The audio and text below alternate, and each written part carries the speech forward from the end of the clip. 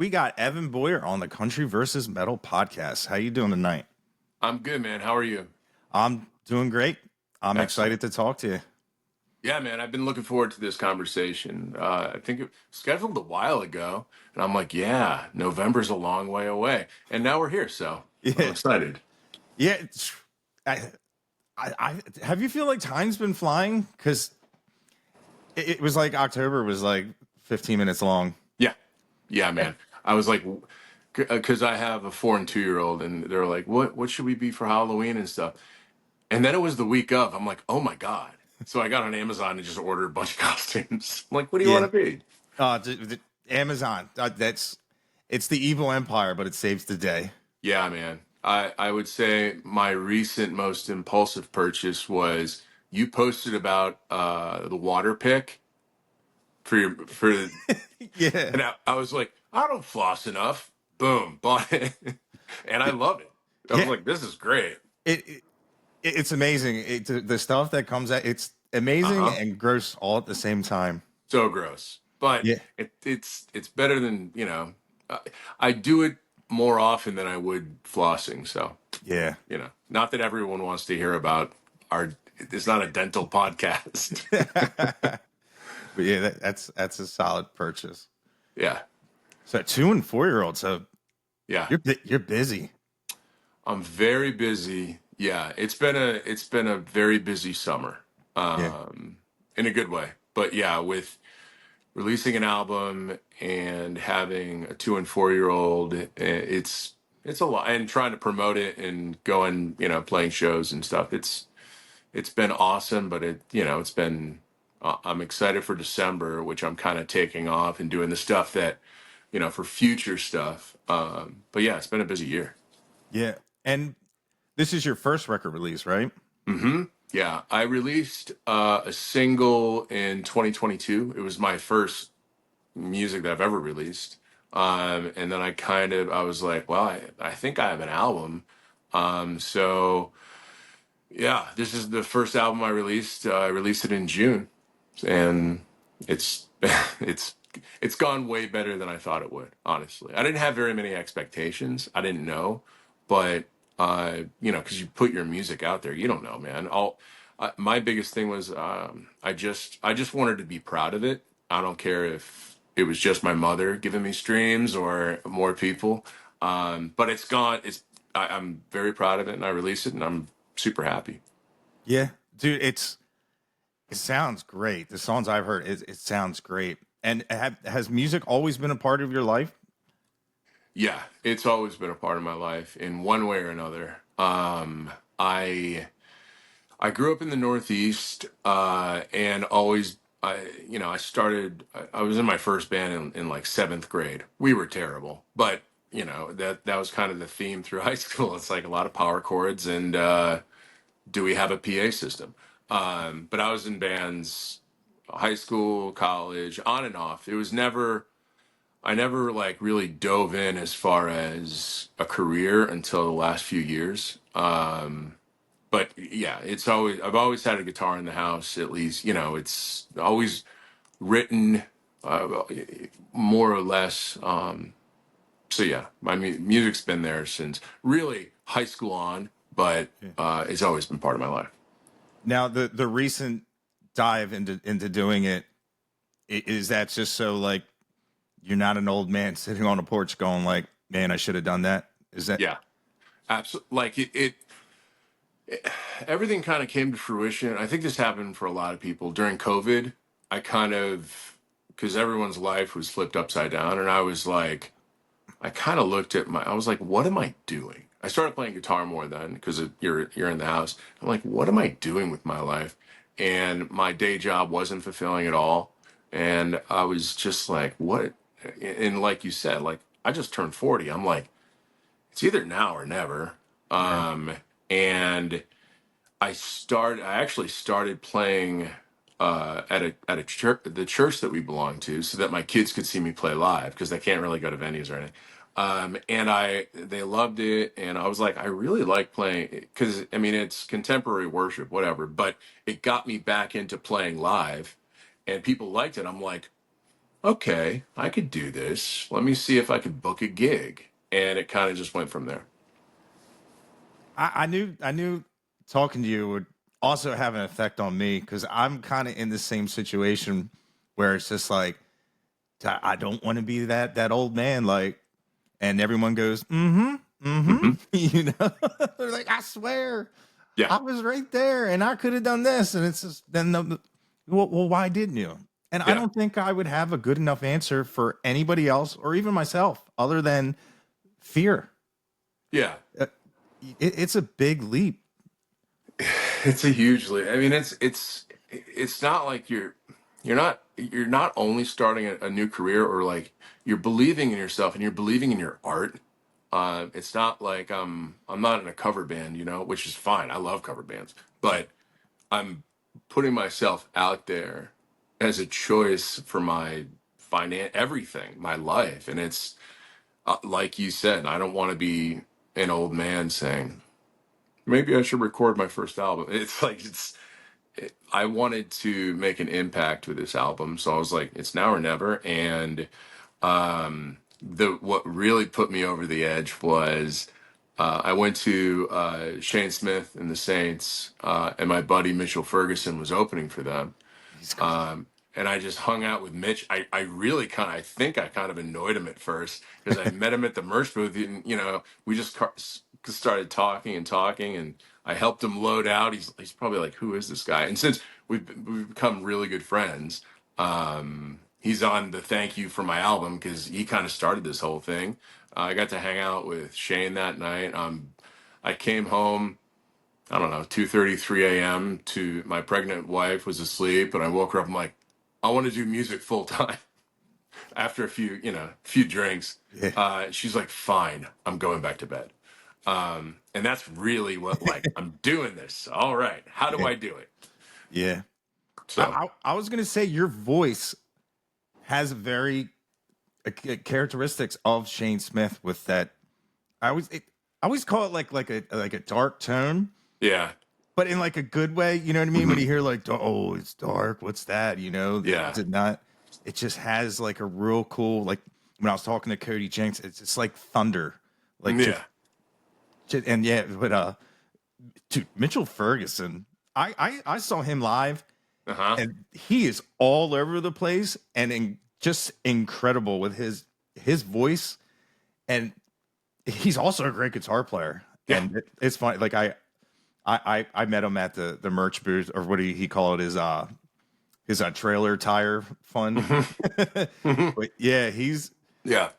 he's a cool guy, man. I really enjoyed his music is all over the place, and man, he put on a great show. He puts on an awesome show, and you want to talk about a great voice. Like, he has such good control, and it's just like the perfect amount of rasp, and you feel it.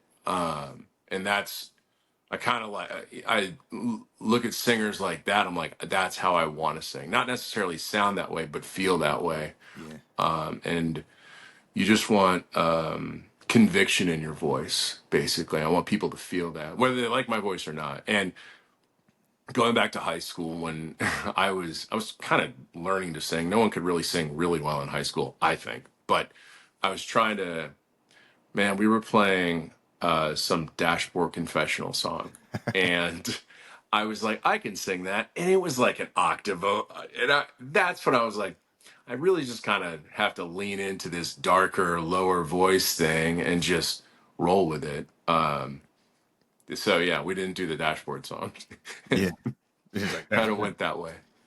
it's funny. Like I was in a Jeep with all my buddies. We're like raging out the Slipknot, and my buddy's like, I got something great here," and he pops out that CD, and boom, screaming infidelities, and we all just looked at him like, "It's not the time, dude." We went from "You Can't See California Without Marlon Brando's Eyes" to Oh my God, screaming infidelities. Out of all of them, that was yeah, like, like, what are you in Big House, dude? Like, get this yeah, out of here. two very different crowds too. I Yeah, don't that would I don't think that would go over well, but yeah. I think those guys and Jack Johnson mhm, and Dispatch were like They're probably like the closest to country I ever got. But like the song The General, I love the story of that song. And that I always loved the story songs. It's just I was never exposed to like good stories Yeah. until I started doing the Texas and like listening to like your music, like we were talking before that song. I always the devil in me. Yeah.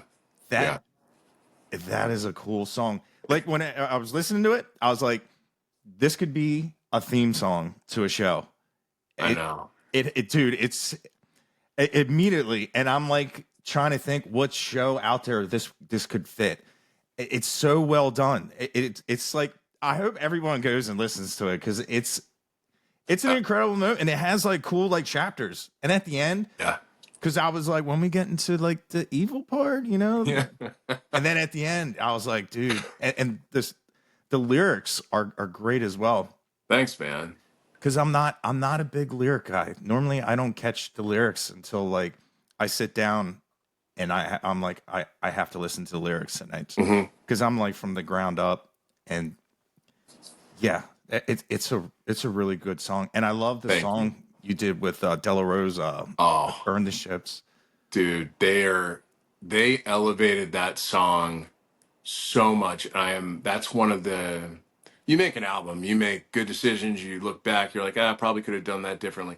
That is one of the best decisions. I was so thankful that they did it, but to add them to that song was they just elevated it so much.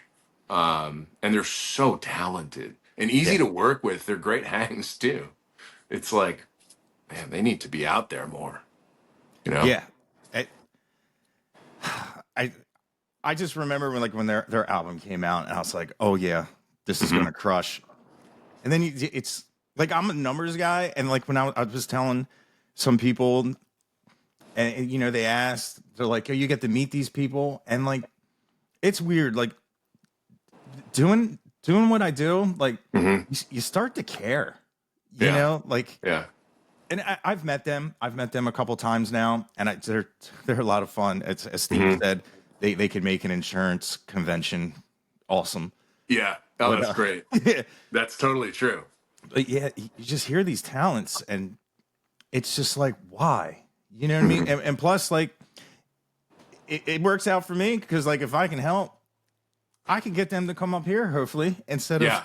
me flying down there. Yeah. They be, they, it's so easy for me to say this, right? But they need to tour. They need to like, it's so, I know they have kids that I was like, you need to figure, you got to do weekend runs and stuff. Get your music out there. They're so good and they're so good live too. I'm just, I was super happy that I was able to work with them. And because the song Burn the Ships is, it's one of the more touchier subjects of the album. It's about, domestic abuse and, I was in a relationship like that where I usually don't hear about the guy being abused, and that was the case with the relationship I was in. But I felt after I wrote it and we were going to record it, I felt it was so incredibly important because of the subject matter to have a female voice in their perspective because everyone can go and it doesn't matter everyone can go through it.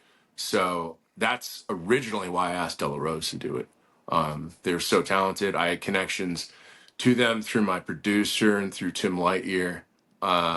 And it was one of those perfect moments that I'm so glad I went with that decision and that they did it. It was when you man, it took months to make this album. And there was probably three moments when I got like true goosebumps in the studio, and that when they sang my lyrics, that was one of them. Yeah, yeah, that's just like putting together music is the creative aspect. Not a lot of people realize this. Like you walk into a room, I don't know how, like I walk in and I see a board of all kinds of dials and sliders. I have no idea what they do. I know the instruments, but like Hmm. you just get in and you have nothing. You might have something on a piece of paper and to make that music and you'll get like especially if a good producer, Hmm. and just the way how what happened on that piece of paper could be like 3 words or just a Hmm. something you could hum and have it just come to life is it's just weird. Just like it's just an experience of just the evolution of just from walking in to the nerves and everything, and then walking out. And when they send you your masters back, it's just a weird feeling because you get them and you're like so excited, and you're like, well, nobody knows. Hmm. It's Yeah. such a weird feeling when you send like they sent us like the hard drive. Yeah. And we listen to it and you're like, man, this is our gold. This is our pot of gold. Like Yeah. you don't want to hoard it, but then there's the whole man, you got to promote it, you got to do this, Hmm. and then man, it just you put it out there and you're almost like giving life to something. Yeah. And man, I'm a big numbers guy, and if Uh-huh. just like especially if we I come back to that song is so good, and I Yeah. saw the amount of views, I was like, no, no, how can this Yeah. happen? Yeah. It's ah Yeah. I know. I feel it, dude. And it's like, so this was my first album. yeah, I had released one song, but people, my friends especially, they're like, "Oh, cool, you're going through a midlife crisis. That's awesome." I was like, "Kind of, but it's fun." yeah, Um, and since then, they're like, "Oh, your midlife crisis is profitable. Good for you. This is getting real." Um, and I kind of compared it to um, doing the album, and before you put it out, it's like you keep telling people, "Oh, I'm rehabbing a Mustang in my garage," and you keep telling, "Oh, I put this." They don't see it. They're like, "Oh, good for you." yeah, And then you finally roll out the car, and they're like, "Oh, that's what you've been doing.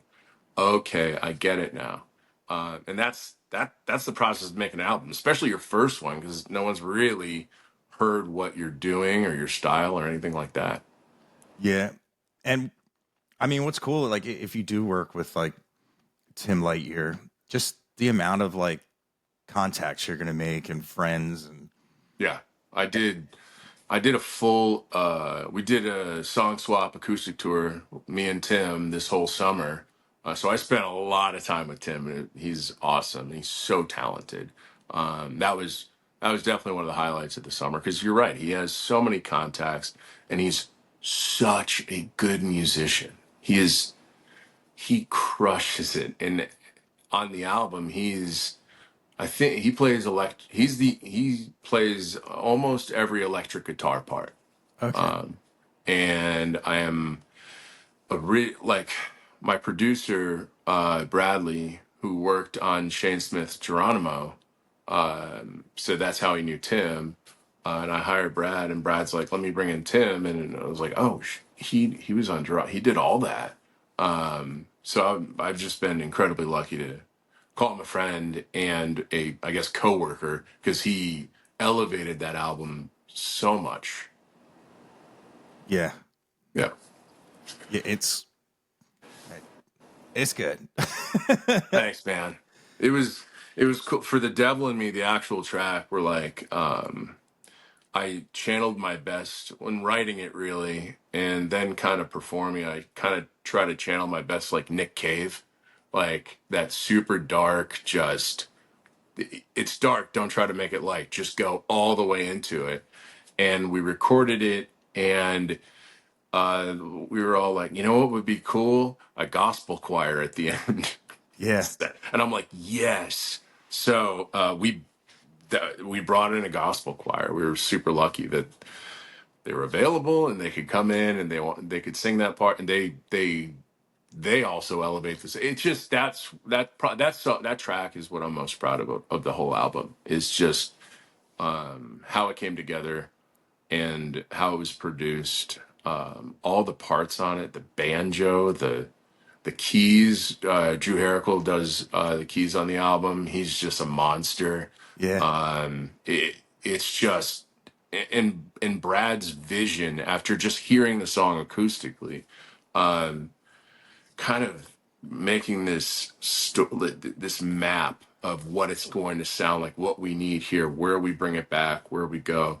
I'm just incredibly grateful because, like you said, like I had a vision. I didn't know how to make that. I just knew the dish I wanted, right? I didn't know the recipe. And that's where Brad not only knew how to make that come alive, but he knew how to work in the studio, man. Like you said, I don't know. I just go in with my instrument. I'm like, oh, I wrote this song.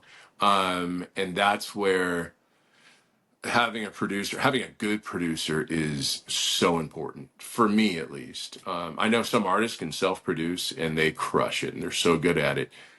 I'm I'm a little different because I like to I, I'm getting better at co-writes, but I like to write alone, and then bring an almost finished product to whoever I'm working with. And like, for example, like Burn the Ships, that was a pretty complete song, but Tim was like, we got to change. Let's maybe change some chords here. The bridge, let's do this. And I'm like, yeah, that's cool. Let's do that. Yeah.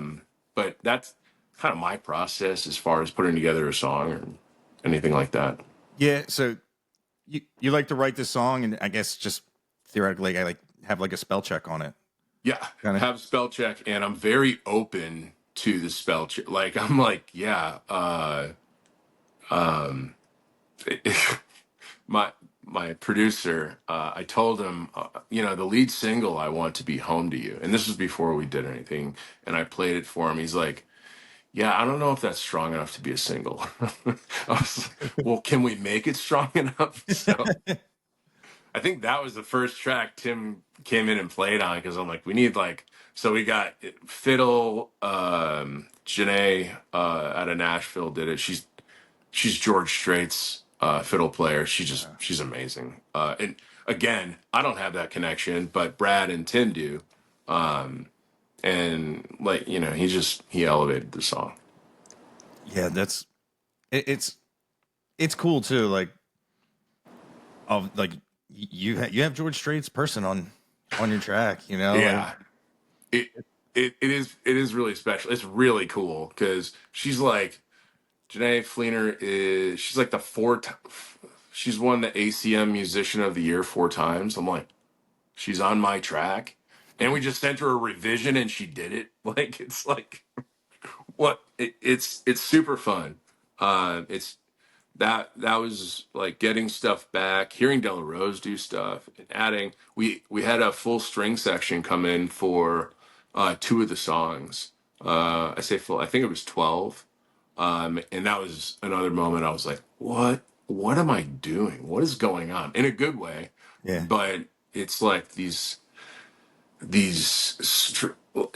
they had to have sheet music, and I'm looking at it's the fear, and I'm looking at the sheet music. I'm like, I can't read that. I know I yeah. wrote it, but I can't read it, and it's just so surreal. And it's a great feeling. It's very expensive, I was gonna but it was worth it. yeah, Yeah, that's another part when people are like, "Why are you selling t-shirts for $30?" It's like, yeah, uh, how long do you have? yeah. This is one of the few ways I could make money. It's yeah, merch is super important. Yeah, Um, and it's yeah, I feel that because it's when you're producing it, when you're making an album, you're like you have a budget, right? And you got to stay within that budget. And I thought I did. And what I'll tell you, here's the story behind making this album. I worked with a different producer and we recorded the whole album. And I got it back. I got the masters back, and I was just incredibly unhappy with them. I guess we didn't vibe in the studio as much as I had hoped, but I also didn't know what I was doing. I was like, oh, I guess that's the way it is.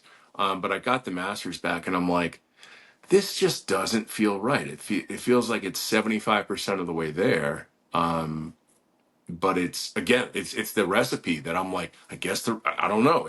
The thing that I wanted isn't that. And I played the masters for my wife, and she's not a musician, but she has an ear.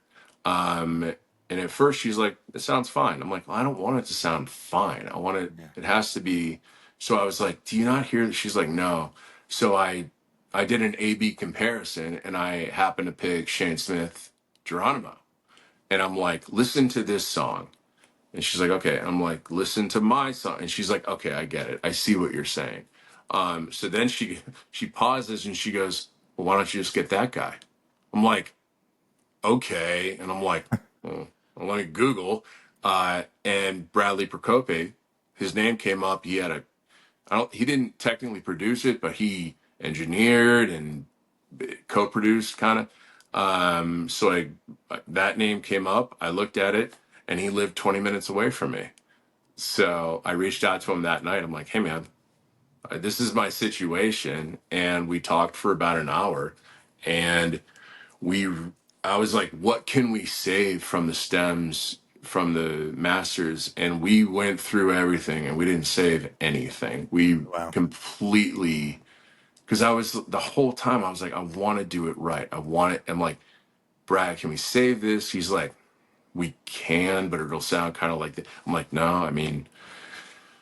So I've recorded this album twice, Yeah. and the second time I was like, that was everything that I wanted. But it was really hard, like you said. Like, you get your masters, and you just want it. Like, time, man, I'm running out of time here. It's like I got to release something.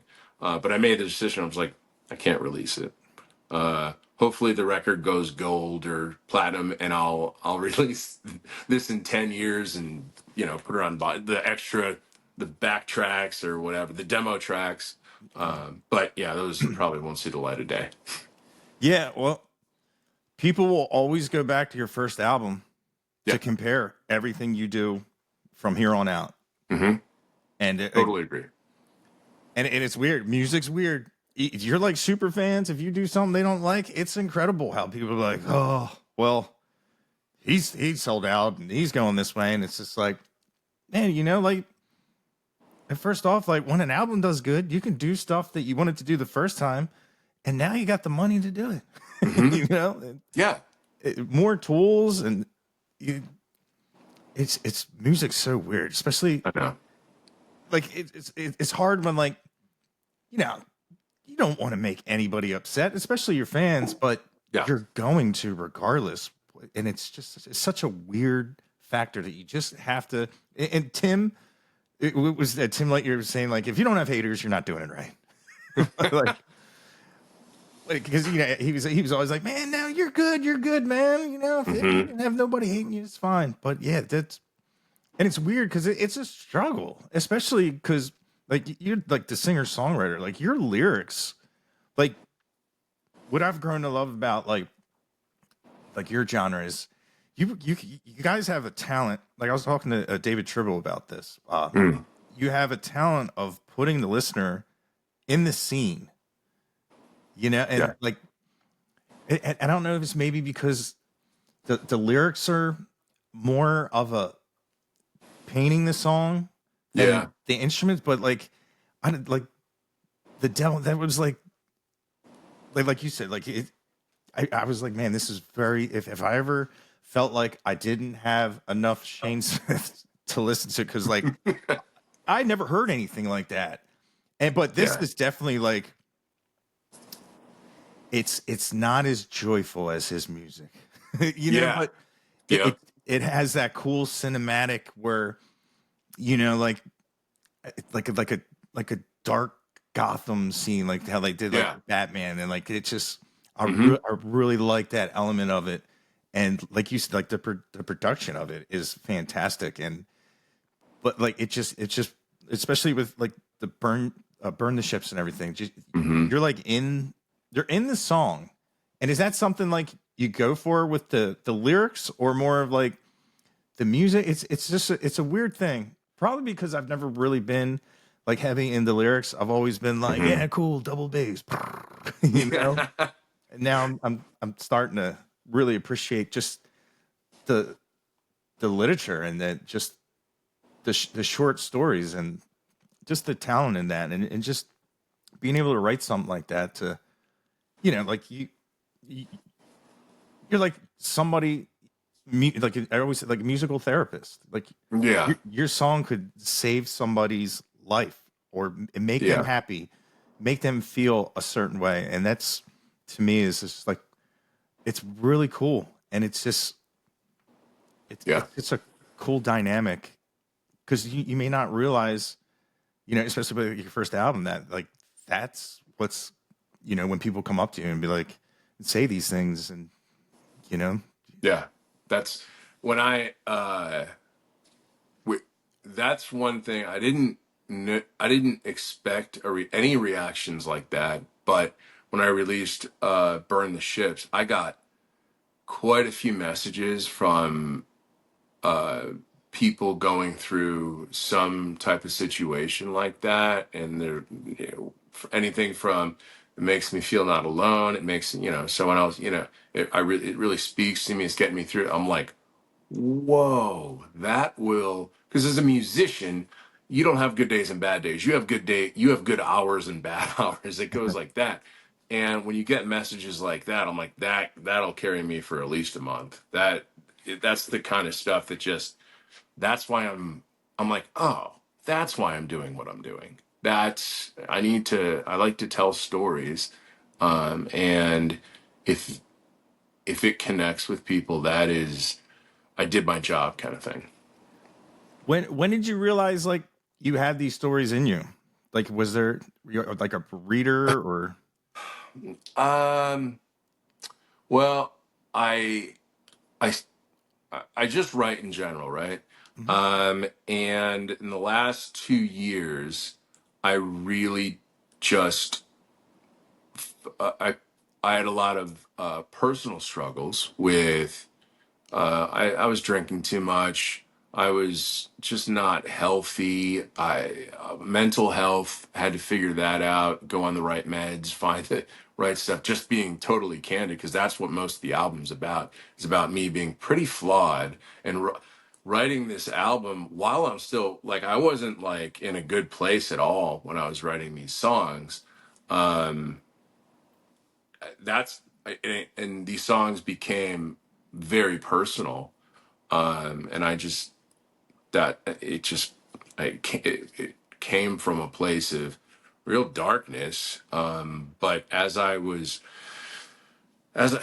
I wrote them, and I brought them to Brad and we talked, I'm like, it's really important that I tell these stories because a few reasons. One, other people are going through this. I can't be the only person that struggles with mental health, struggles with drinking too much, struggles with, you want to be a good husband, like all these things. Some other people are going, they need to hear songs about this, or maybe, I hope that it connects with people.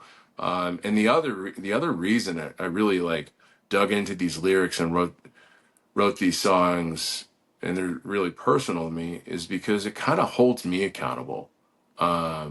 If I ever go back, take a few steps back, whether mental health or whatever, I have this album to say, dude, what are you doing? Look how far you've come. We, you can do better. You can hold, and that said, it is, it happened, things happen. You're not always a perfect person. You're not always a good person. You make bad decisions, whatever. But you can recover from that. Yeah. So this album kind of, I didn't realize it, but it very much keeps me accountable for like the kind of person I want to be and staying on the right track kind of thing. Yeah. Is there a song like that's too personal that you won't play live, or are they all?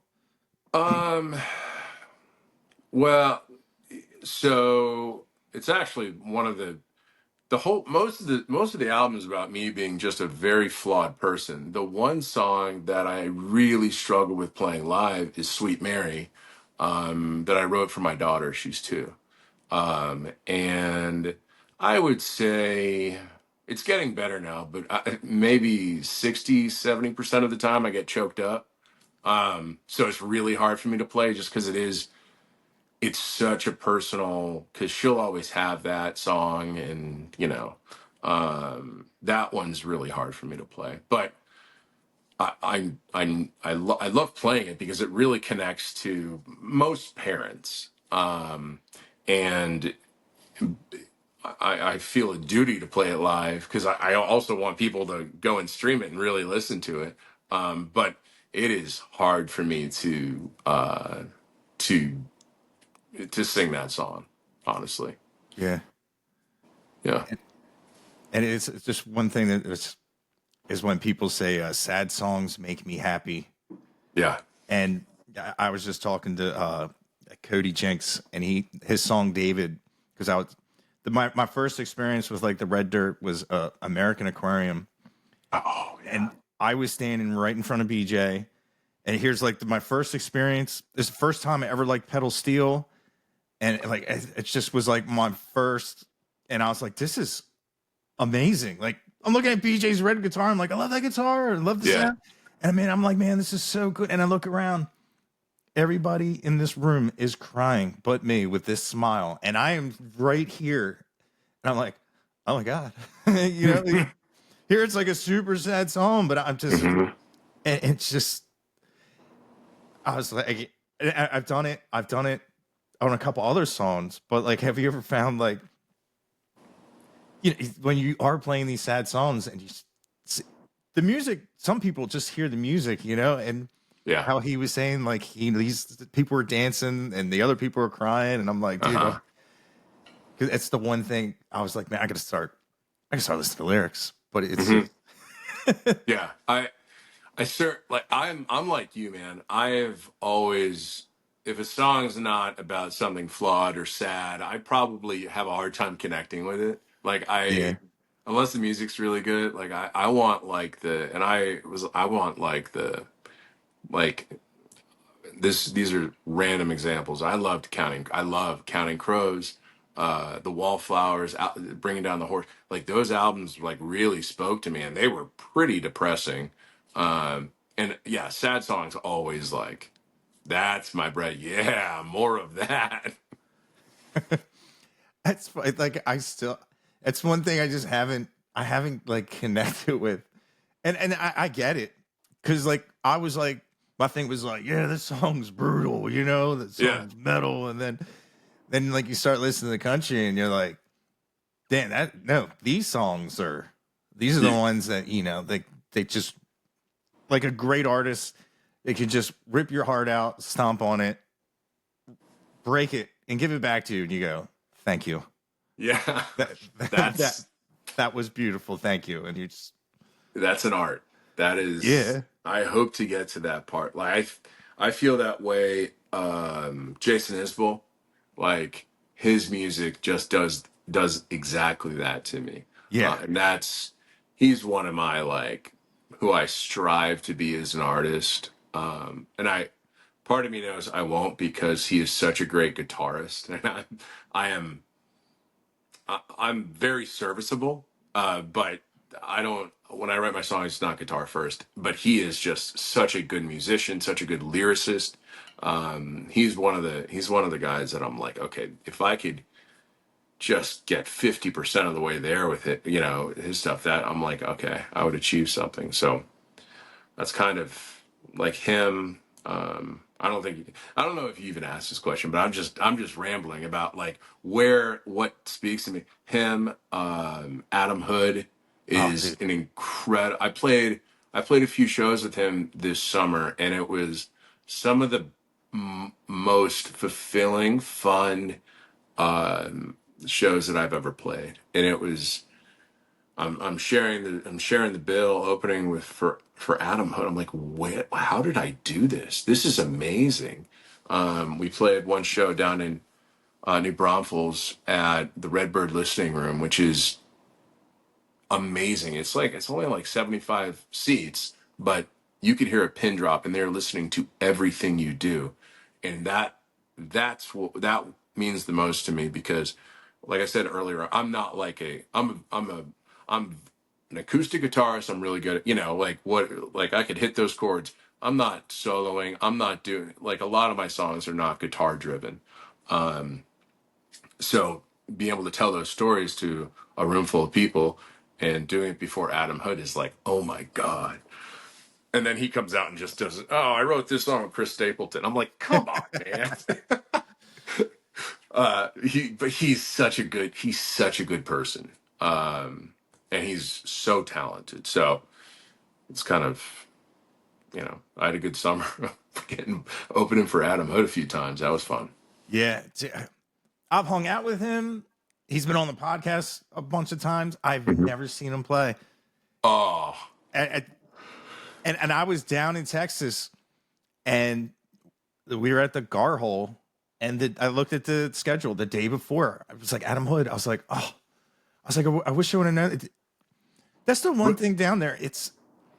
You- I would need like a dartboard with yeah, where to go. So I yeah, don't, it was incredible. It's like, you can go here, you can go there, you can go. And it's like everybody I've done on the channel. And I'm like, man, and they're like, if you're crazy, you can almost do them all. And I'm looking at the space between texts. And I was like, yeah. You can't, even as an artist, you can make your living and never leave Texas yeah, because there are so many. You could do the triangle of Dallas, Fort Worth, Austin, Houston, and then you have like San Antonio, you got Lubbock. There's so many large cities and even like secondary markets that are just amazing, and they bring in so much talent. Like you said, was it this year the Gar Hole? yeah. The, It was like a couple of weeks ago. oh yeah, he played again. I opened for him at the Gar Hole earlier this summer, and Okay.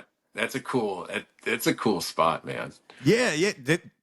Pulling up, I said, that's Texas. That's what I Yeah. think when I think Texas, an old roadhouse. And Hmm. then they're telling me they're like, yeah, the Bonnie and Clyde robbed this place. Yep. And I was like, man, I don't even care if that's true. That's what I'm telling everybody. It's Yep. It is true. yeah, that's what I when I googled it. But I'm not a big picture guy. I stopped and made sure I took a picture of that. I was like, this roadhouse, this is Hmm. when I think Texas, you know, this is it. Because I was staying in like Frisco, Yeah. or you know what I mean, like Hmm. it, It it, could be any it city. Yeah. exactly, you know. Yeah. But yeah, it's funny You, is I I was looking at we're at a festival and I'm looking at I'm like, cool, doesn't look like it's gonna rain. And they were like, rain? Where are you from? I'm we like, don't what? get rain. They're like, where do you all get rain at? I'm like, Delaware. I'm like, yeah, Northeast. We have seasons. You should Yeah, we come do. around. Yeah. Yeah. I remember that. Yeah. I grew up up there. So got to Texas 15 years ago. And I do miss a lot of things about the Northeast. I don't miss things right now what time is it? The sunset? Oh, it's terrible. It's Yeah. probably yeah. That, The time just changed this weekend. right. It's so depressing. I know. I know. It's like, why? It gets, I think at the worst, because I grew up Connecticut, Massachusetts. So Okay. the eastern seaboard kind of goes like this. So it gets even darker Massachusetts area. And it's like 3:30 and the sun is setting. It's like, Yeah. what is going on? So that's one of the things I don't miss about up there. It just Yeah. gets, because here it's like 5 o'clock at work. So I'm like, okay, if that's the word, okay, I could deal with that. But yeah, I feel that. Yeah. Yeah. You can't even. Yeah. It's Yeah. this is definitely like my least favorite time of year, especially like your dogs don't know. They're standing. My dog is standing by his food bowl, like, yeah, what's going on? I'm like, man, Mm. no. Gotta wait another hour. Yeah. Or like if you have to do anything, like I gotta like change the oil in my car. You got like 20 minutes. As soon as you get done work, you're just like, Yeah. Yeah. You go to work, it's dark. You come home from work, it's dark. It's like, oof, who thought of this? Can we please change this? yeah, it's like, yeah. But that's cool. I'm trying to think down in Texas. the Mexican food is like amazing. Yeah. And I was talking to Bill Corbin. Uh-huh. He was up around here, and he's like, "Man, we got these big ass hoagies," and I'm like, "Really? You don't have hoagies down here? It's just like Texas. I would imagine Texas would be like, you know, foot Yeah. long. Hell no, they're 6 foot. You know, Mm. but yeah, and I was like thinking when I'm like walking around, I'm like, where all the, even the pre-made hoagies would be? They're all like, burritos. It's yeah, you don't that's a great point because yeah, there's no down here it's really good barbecue, really good Tex-Mex or Mexican food. There's no diners. There's You're yeah, right. no diners really that you and I, like you said, hoagies, grinders, non-existent here mostly. And Italian food is not the same. It's like if you get Mexican food, up in Connecticut, it's not the same as down here, and it's vice versa with Italian food, in my opinion. Yeah. Oh, if you lived around like Connecticut and the pizza. Oh yeah, Oh my God. that's Like New Haven yep. pizza. They don't know what that is here. Oh It's like it, we did find a few places that are solid B plus, but it's not like Pepe's or modern or anything like that. Because I used to live in I lived in Milford, which is right next to New Haven.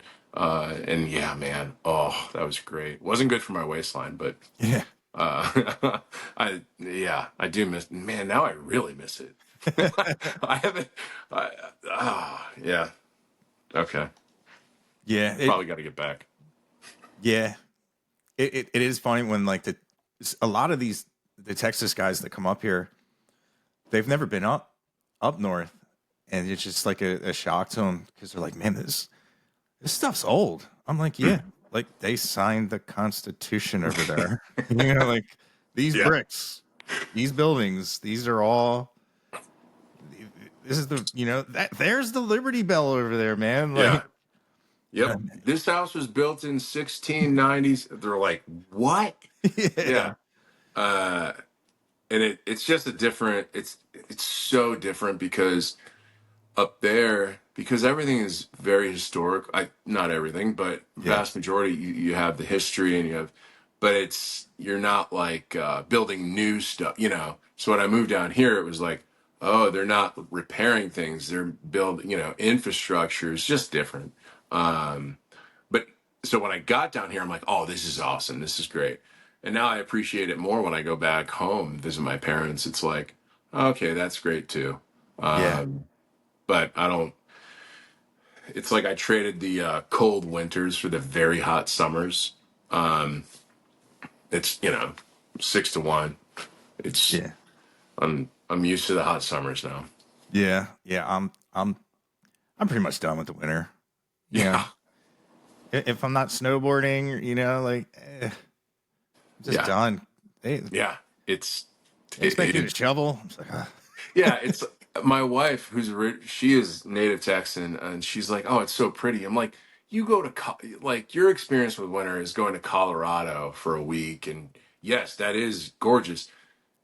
But and even in the Northeast when it snows, it's really nice. But then you're like, all right, I got salt on my jeans. I gotta dig out the car, all that stuff, and then it turns to slush, and I'm like, it's not the same. It's not Yeah, what you think. But yeah, I don't know if any of that has to do with my music or not, but it's true. We're like, what are they talking? I don't care. yeah. I'm so ADD. It's like all over the place. Sure, I'm this I'm the same way. Yep, But I feel yeah, that. and like I guess we'll get back. If you could create a soundtrack of your life, do you have a selection of like what would be your opening and closing song? Oh man. Uh, I I'm gonna give you just a few songs, okay? Learning to Fly, Tom Petty. That's that hits. Oh, I mean, I love Foo Fighters. Uh, man, Color in the Shapes. Anything? Oh, man, this is a hard question. Um, yeah, I mean, soundtrack of my life. Okay, in the middle there is gonna be a little. I'll throw you a curveball. Some Blink 182.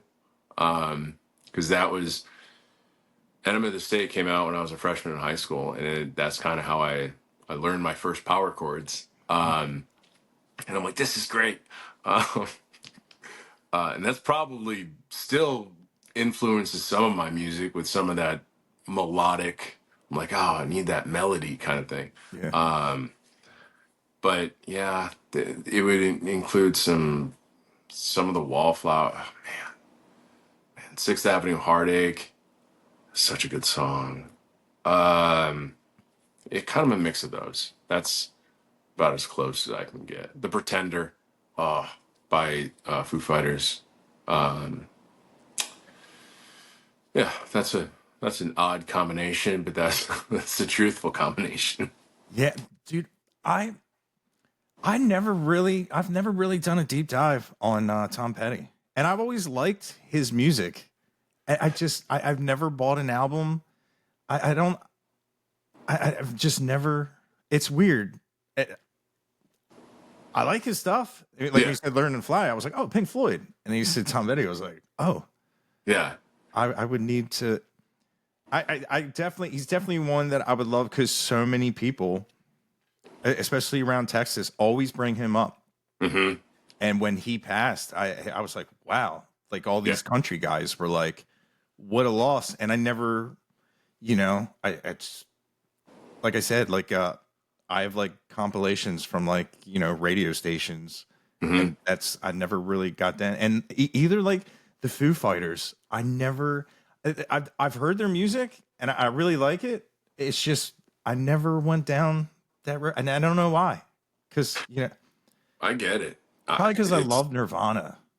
yeah, Like, yeah, and I don't know. It's just it, I it's get it. just weird.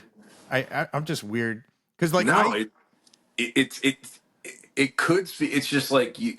There's only so much music. There's so much music, and you only have two ears, right? yeah, You just like, oh man, I'm really into that. I don't have time to keep trying new like listen, and that's always been the case. But yeah, like you said, Tom Petty, that spoke to me, so I latched onto it, right? yeah. Not many people are like, yeah, the Wallflowers are a big influence on me, but they were for me because I got the album accidentally.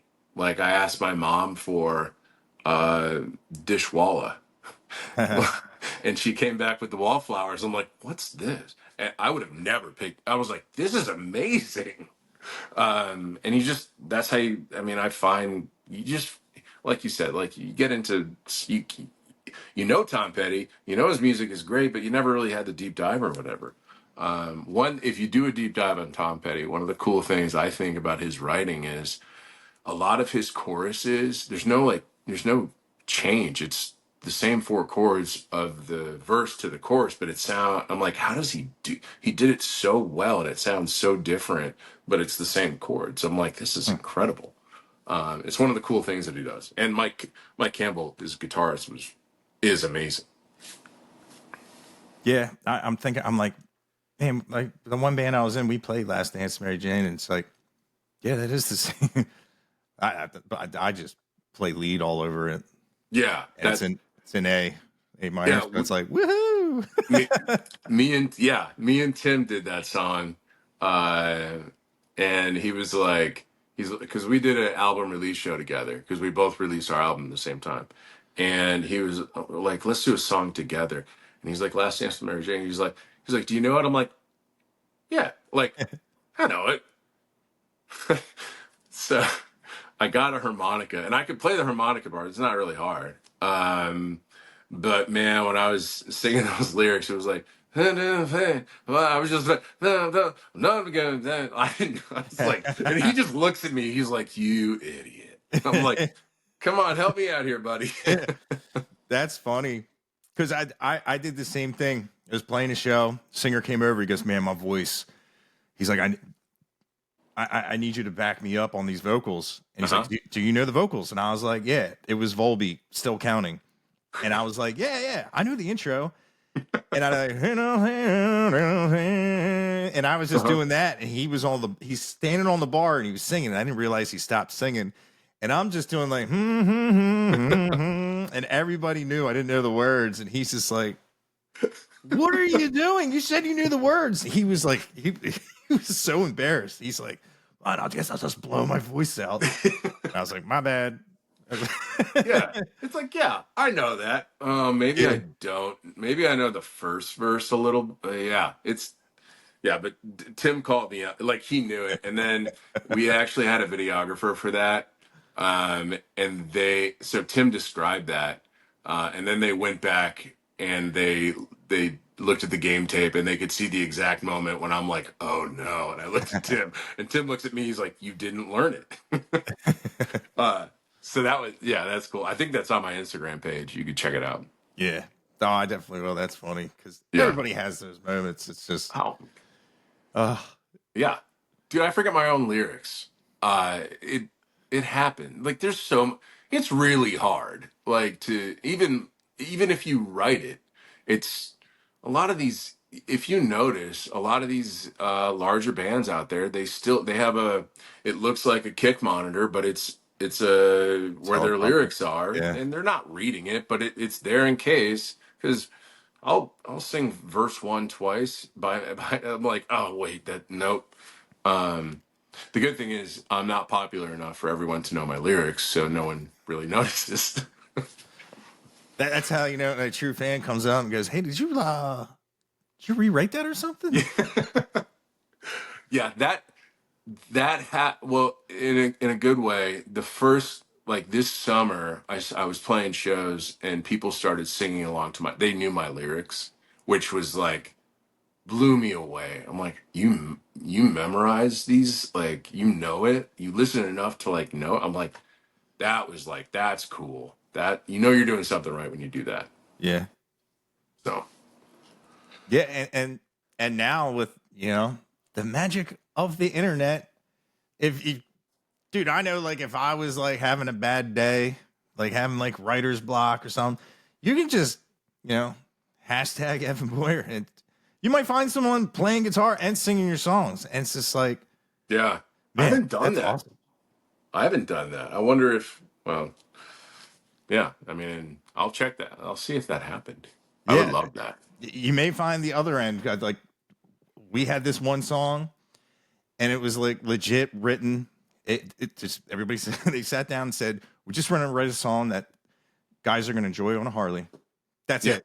Okay. And then you get on TikTok and people are just taking it super political and totally the wrong way. And people were like, how do you know? I'm like, cause I was there.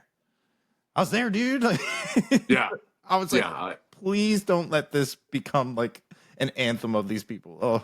Oh God, that's not my worst fear, but that is a fear, man.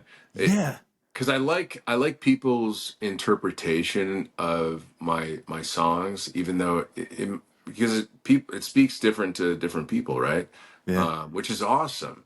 And they might have a totally different feeling about the song, but it's still, I'm like, that's amazing that you think that. But if it goes bad, I'm like, okay, don't go that way. Yeah. I don't like correcting someone, like, and actually it's about like, that's amazing, I'm so glad it spoke to you. But if someone's goes one way or the other, I'll be like, not cool, but Yeah. thanks for the streams. Yeah. Yeah. Have you ever had like a memorable reaction from an audience? Just like a first time or like Yeah, I mean, recently or ever? just anything that just strikes you as like you just had a time where like you're playing and you're like, yup, this is the right thing to do. Recently this summer, like I brought up the venue, the Redbird Listening Room, telling. I felt like I was on MTV. I was on Storytellers or what, you know, it was like MTV Unplugged or Story. I was telling stories. And for once I actually I was like, how am I going to say this? And I actually did the song justice and explained everything, and people were listening. People got into it. I got amazing applause, and it feels so good because, man, I like playing venues where people are, you know, drunk or, you know, they're at a bar. You know, that's fun too. But you know that they're half listening, and Yeah. that's okay. I'm okay with that. But that was super special to me. That was super fulfilling. I've had Now, as memorable as that is, I've had the opposite too. I remember I was, I don't know, college, maybe right after college, and we were in a band, and I played Pardon Me by Incubus acoustic. They have an acoustic version. Hmm. And there's this girl sitting in front of the stage, and she listened to every word and everything. And I finished the song. We're like, all right, take a break. And she goes up to me. She's like, that Pardon Me is my favorite song, and you just ruined it. Oh my God. I go, oh, I'm so sorry. I'm like, what did I do wrong? I'm like, okay, I guess I not playing that one live anymore. So two Oh, ends of the spectrum.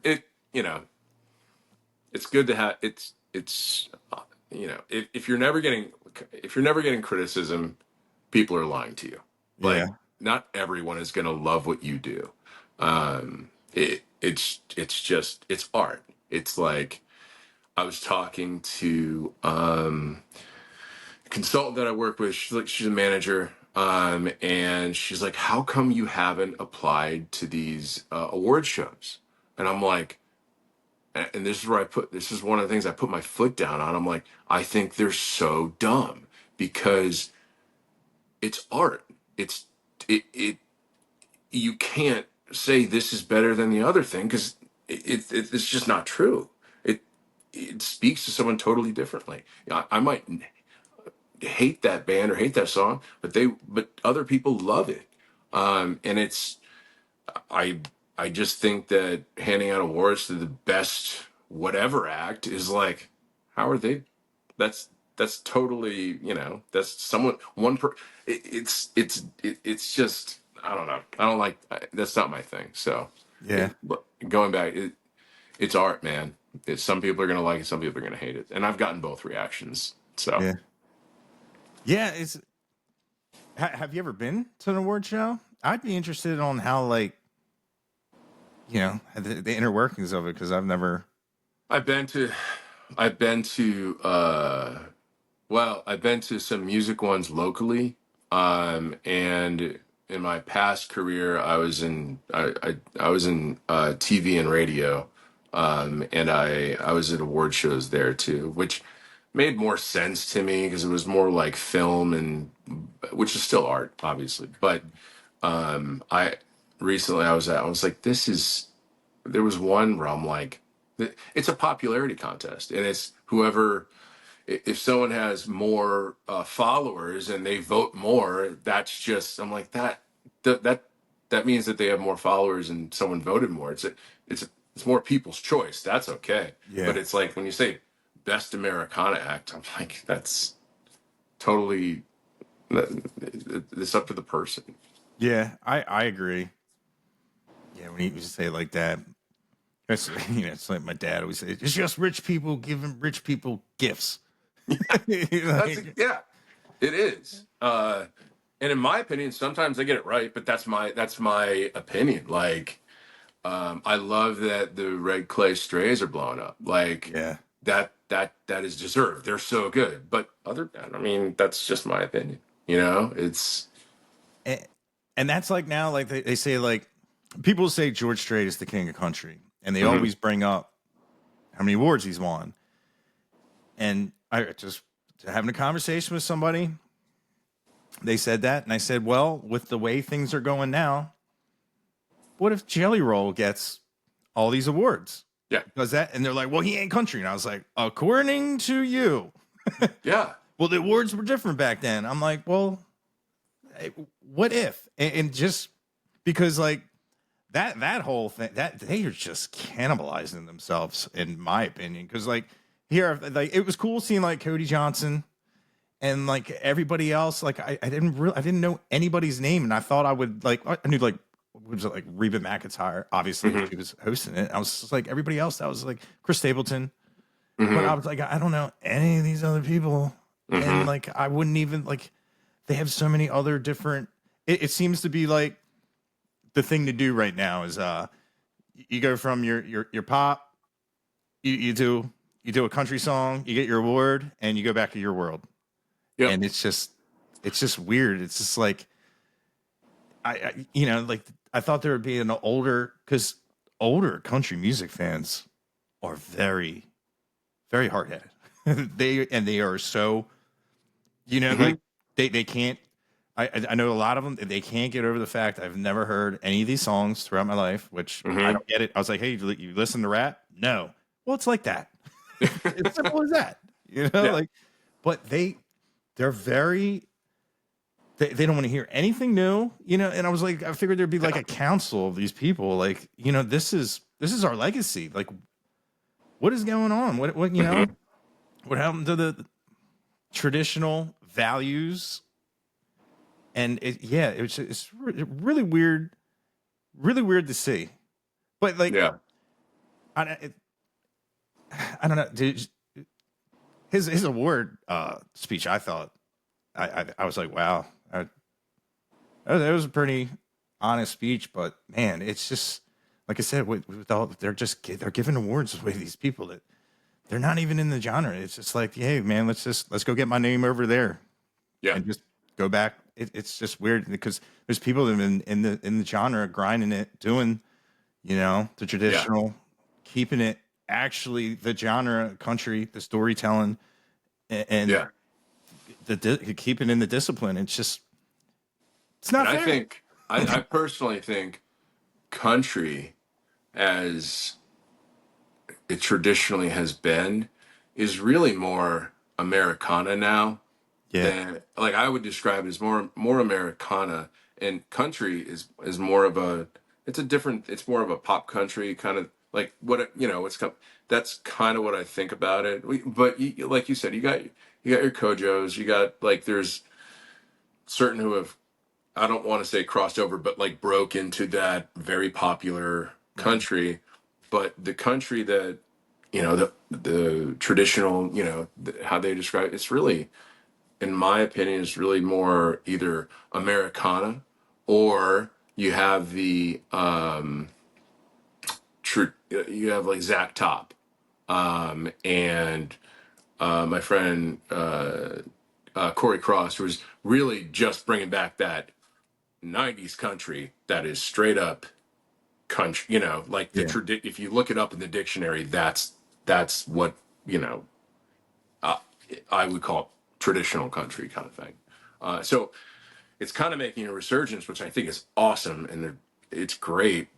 But it's perspective that you just have to step back and like, what is what, and you could label things different ways. Like I was at Whiskey Myers on Saturday, and what do you call them? Are they yeah, country? They're like a rock and roll country, Americana. They have songs that you are just like, that are just rocking, and then there's stone, like there's, yeah, and it kind of covers all the bases. And I'm like, that's Americana because it's rock and roll. But then you got Tim Lightyear. I'd also call him kind of Americana with some rock and roll and some funk, like, and then mine, Americana, but more kind of storyteller ish, So it's all over the place, man. yeah. Uh, I don't know who they. I'd heard the slogan, "Two country for rock, two rock for country." yeah, 'Cause yeah. that's a band I have no idea got past me, because Whiskey Myers. yeah, like Oh, dude. the first time I heard their sound, I'm like, hell yeah. I was like, these guys are like my new Motorhead. Just hey, Yeah, you know, we're Whiskey Myers and we play whatever the hell we want. It's just dude. They were incredible. I had never. like I had never seen them live, and they're one of the bands that I love their stuff like recorded, but their live sound is amazing. Yeah. His voice is like Chris Robinson. It's so cool. And they just put on a great show. I was there because my buddy, do you know, you know Angel White? Have you heard of him? No. You should check him out. He's got that, he's got a vibe, man. He's got the Americana, he's got the country, he's got a little bit of soul. Like he's incredible, but he he's local. He's getting bigger and bigger. Like he's getting more of a following to the point where he was the it was Whiskey Myers, 49 Winchester, Angel White. So he's playing to this 25,000 person amphitheater, and Wow. it's super special for him. So I just, and if you follow me on Instagram, you might know, I just purchased Willie Nelson's old tour bus, and I'm like, Angel, do you want to take the tour bus there? And he was like, hell yeah. So it was a super special show. We brought the bus. We parked next to Whiskey Myers. They thought the bus was cool, and they're just great guys too. It's cool to see cool musicians, great songwriters actually hang and like have a good time, Yeah. and then put on a great show. So I've been wondering this. Now, is like having like a tour bus the way to get access to every show? Like do they like knock on the door and you have to share your credentials, or like, oh, here's the band's bus, and then you park in and you jump out and you're like, hey, and it's like, well, too late now, we're parked in. Like In that's my experience, you roll in a tour bus. You're all right. This is where you go. You're over there. For this one, they told us, you're in spot 9. But we knew that, but we could have just pulled in and all right, there you go. Hook up yeah. your shore power. Have fun. Yeah, yeah, Yeah, like it's cool. who's gonna check the credentials? Like who you rent Yeah, a limo to be fancy. yeah, No one's gonna expect some not the band tour bus is pulling in, because I yeah. mean, dude, if I had a bus, I'd try it, and I'd be Oh, like, hey man, I already backed in, dude. yeah. Yeah, It's there. We turned it off. The driver left. we're It's on like, shore power, bro, yeah. and we've been drinking. We can't go. You want to come in? Yeah. That's the other thing. Everyone wants to come on. Oh, let's get on the bus. I'm like, all right, yeah, it's fun. Yeah. Uh, it's cool. It's fun. It's it.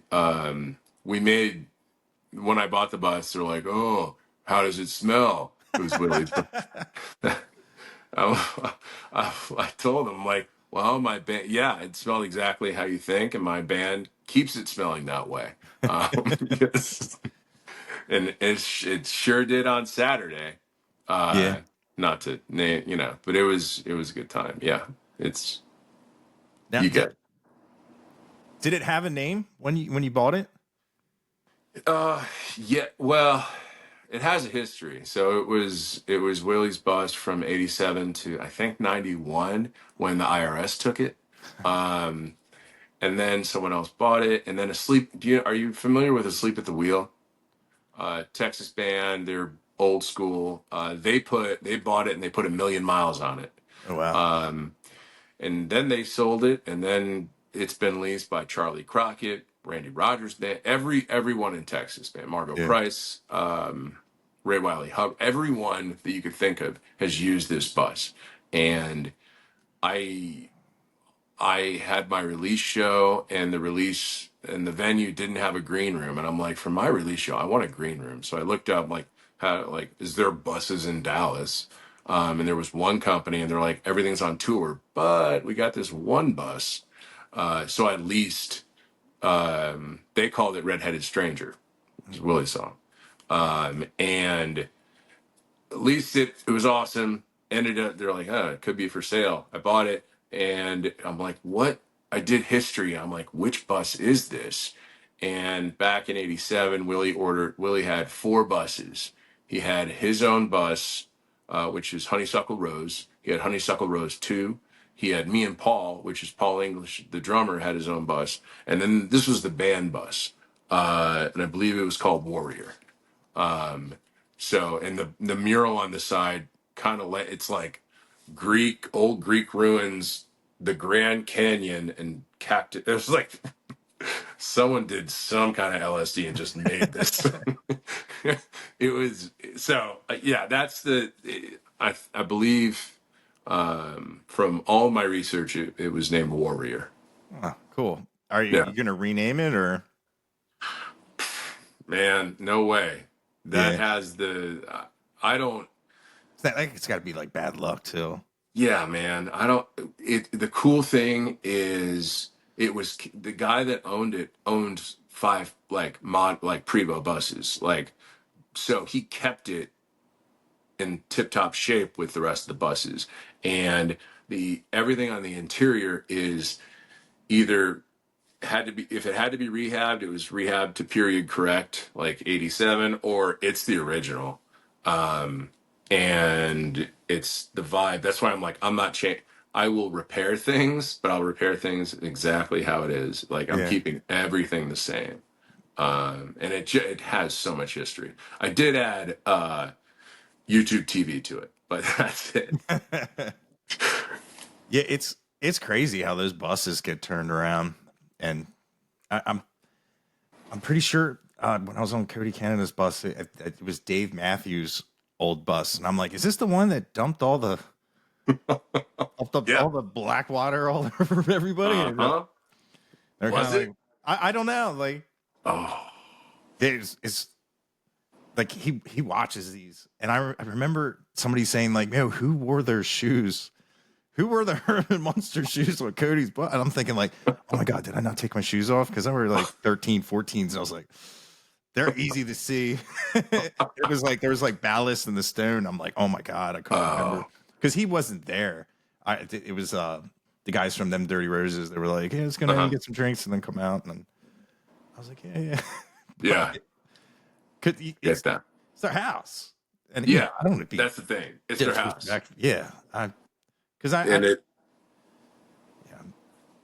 I try that's to what I always be ask, respectful. like when people get on, I'm like, just keep, like if it's the core people, like Angel and his band obviously used it on Saturday, and I just told them before, I'm like, just treat it as your house, and don't bring any randos on the bus, like Yeah, totally random.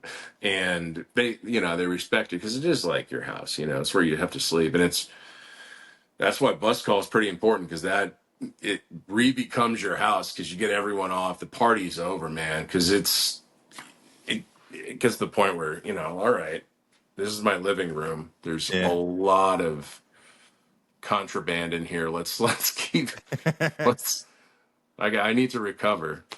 yeah.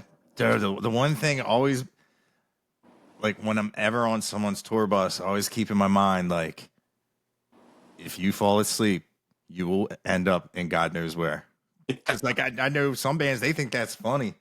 They'd be like, "Oh, he's asleep, man. He's gonna wake up in South Dakota." Like, and Yep. they used to joke. They're like, "Yo, man, we're not your dad. We're not Yeah. waking you up and scooting. When we gotta go, we gotta go." Like, Yeah. I'm like, I'm That, so, that's totally true. yeah, And if that I mean, I don't know if I'd actually do it, honestly. I might do it. I might, or at least go to like from Dallas to Frisco and be like, you're in Frisco now. it Have is you weird. learned your lesson? Yeah, Yeah. um, where am I? but it's also the other way around. If you're in the band and you miss bus call, man, you Ooh, better get yourself there. You're not, you, yeah, you're in trouble, man, because TM will get on you about changing schedules and everything. I know I've heard many stories where if you miss bus call, you either got to fly there, drive yourself there. If you miss it, you're out of the band, kind of thing. yeah. I mean, those drivers they got the book. They have a certain amount of time they have, and yeah, that's Hmm. what they do not mess around. No, not even for a second, because I'm learning this. They have to log their hours, they have to Mhm. log their miles. They can only do so many. And the way that it works in general is You get to the venue at like, I don't know, noon, 11, whatever, you roll in, and the bus driver goes to his hotel room and sleeps. Yeah.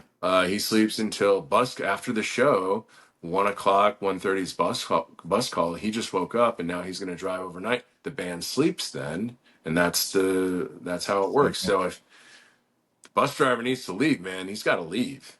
Yeah. You will be left behind, or you will end up on the bus for Yeah. for an undisclosed amount of time. Yeah. And if that book don't match up, there's fines involved. That was one of Mm-hmm. that's one of my, I had a CDL, and when like I got rid of it, I was like, oh, thank God, Yeah. because you're considered a professional driver, and like when I would be driving these, they were government vehicles, and the Oh, government, they do not keep anything, and like none of the slack adjusters or and it's be like, if I get pulled over and they do a pre-check, they're like, oh, don't worry about it, it's got government tags. I'm like, no, no. But yeah, like if those books, man, I was so happy when they're like, yeah, you didn't get a physical for like 6 years. You don't have a CDL anymore. I'm like, thank you. yeah. Like, That you got to keep, like, if you're the driver, you got to keep your medical card on you. mhm, All this, like, and you gotta, there's everything's online. You gotta log your hours, like, because you could drive for a few different companies, and I'm like, okay, I guess I have to do that. Luckily, this bus, we really don't leave Texas, Oklahoma, Louisiana with it, so it's a little more fast and loose with the rules. We stay within the rules, but it's yeah, like, oh, it's registered as a motorhome, so if I have to move it, I can't, like, things yeah. like that. It's like, But that being said, if you drive it down the highway, it's very obvious that it was Willie Nelson's bus, so you will get pulled over. oh yeah, Yeah, it's I like, don't keep, better smoke it or whatever, get rid of it, man. yeah, We will get pulled over. yeah. What's that guy doing? He eats all the balloons. Well, that's like, what was it? The the one bus on the road rules. They got pulled over every time they drove it because it was all spray painted and had all. Hmm. But yeah, that's funny. Yeah, man. Yeah, it is. That's what they, when I bought it, they warned me. They're like, you know, awesome, great history. There's a lot of good. You will probably get pulled over. Yeah, Either the cop's gonna be a dick uh, and want to search it, or the cop's gonna be super cool and just want to get on the bus and check it out. yeah, I'm like, all right, it is what it is, man. It. I'm in a band, and my band, I don't drink, yeah. right? But it's fun. It's And fun. it's definitely a game changer for your career to have a bus. It is, and I'm lucky enough. I want to say this. My Where I am right now in my music career does not justify paying for a bus. I can't do that. This opportunity with the Willie bus came up because I could afford it, because I can lease it out as a green room to pretty much anyone that they just want to be on Willie's bus. So it pays for itself mostly. I want to be very clear that I am not at that level where, Yeah, oh, I got a fleet. But that being said, I'm super lucky to have it. And you're right, it definitely allows me to get to shows earlier, or do shows that I normally wouldn't do because I can sleep on the way home. yeah, And what I like doing now with it is offering it up to artists who probably couldn't afford it, and just be like, hey, because honestly, I do have this bus. If you can just cover the expenses, you can use it for this weekend, or for a green room or anything like that. So that's fun to me, man. yeah, But like you said, it does help advance the career as far as getting places, and playing shows that, if a band wants to be on, the bus and check it out, like, yeah, I'll take the bus. I'm not above getting booked because of my bus, not because of my music. As long yeah, as I can get my music out there, yeah. it doesn't matter. Like when you see a guy in the bus, you're like, that guy made it. Yeah. Like, my buddy, whenever he had his tour, he would laugh. And this is, of course, when I was single. I would wait for the groups of girls to come walking by to kind of like look who it is. I come like walking out of the bus, like, "Hey, what's going on, man? You here for the show? You know?" And they'd be like, "Oh yeah, yeah." And I'll be like, "Yeah, yeah, yeah." You know, Yep. what? We'll talk to you. You know, That's exactly it, man. I'm 40 now, so it's like, uh, yeah, a few of the guys on the bus this weekend were single, and they're talking to girls. I come out, I'm like, no, like old man, like no, Get off my yard. get exactly, because I don't need this. I don't need like my wife asking who was on the bus. Like, no, it's not like that. Yeah, Yeah, but yeah, you're right. yeah. It is. I wish I had it 20 years ago. Yeah. Ah, Yeah. there's a lot of stuff I wish I could have had and done 20 years, especially Yeah, me now. too. Like, it's like I get asked all the time. They're like, "When are you gonna move to Texas?" I'm like, "Man, like, I did sit down because I don't know, like I play guitar and I've Hmm. been getting really into playing my version of what you would call country, and like I've been doing like a lot of like the chicken picking stuff and Oh, trying to learn like bee benders and everything. And what's cool, like with the country stuff, is like if you can do it tastefully, you can solo the entire song. yep, Just play leads, and I wouldn't, because I'm like not saying it's simple, but the whole EADGE, like or to start on a yep. D or start on an E, like I'm big on hitting that first chord and going, "Oh, I'm wrong." What if like on the set list? It's funny is like my buddy, he's a huge Steel Woods fan. He just wants me Uh huh. doing like swells, Uh huh. and then it's like the key, and then it'll put the part of, he calls it Go See Biscuit, and he says that's when I can just go crazy, because Yeah. he's like, it's not my voice that people come up, it's my song selection. And he's like, and if you can shine them on with just playing, because the one thing I do well is I can play fast, and Hmm. people associate that with good. Sometimes Yep. it is good, sometimes it's not. But if you're not a musician, you really don't know. But I'll be up there like, ugh. It fast is cool, man. That will always be. Yeah, I get that, man. I Yeah. totally get that. Which is weird because like I love like David Gilmour, like where everything Yeah. is just so pretty, has its place, and it's just like a note, and he could hold it for eight Yeah. bars, and it's just, Hmm. and, It's like Joe and Walsh. yeah, and I can't, I can do it, but it's just it's not the same. Yeah. And Yeah, then man. there's dudes that do it, they do both of them. So like Eric Johnson is another. He's, and then you have your guy. It's just the people that can just blow everything out of the water, like Stevie Ray, and Hmm. Yeah, Gary Clark Jr. yeah, Like, there's Air Bear. some. Yeah. Yeah. Yeah. Even. I mean, I'm. I'm a guitarist, but I'm not a lead guitarist. I have a 333 that I play some songs on, but I'm not like my core instrument's an acoustic guitar. Yeah, Um, so I'm just totally blown away when just going back to the album, like when Tim recorded the solo for Home to You. I'm like, I just want a badass solo like Shane Smith. He's like, because obviously he wrote those. And so I don't know, we did 5 takes, and the fifth, we're all like, that's it. He's like, all right, cool. So he recorded it, and then Brad and him were like, let's record it again and double it up. And he hit it exactly right. Like, and that's really hard. He just wrote it and he yeah, did it exactly right. And then they're like, it would be cool if we did it 3 times. And he did it the third time. It was like it was like magic. I'm like, how do you do this? What witchcraft is this? I'm like, well, this is awesome. yeah, Um, yeah. So electric guitar is like, it's really hard. To me, it's very hard for me to. I'm more of a singer performer.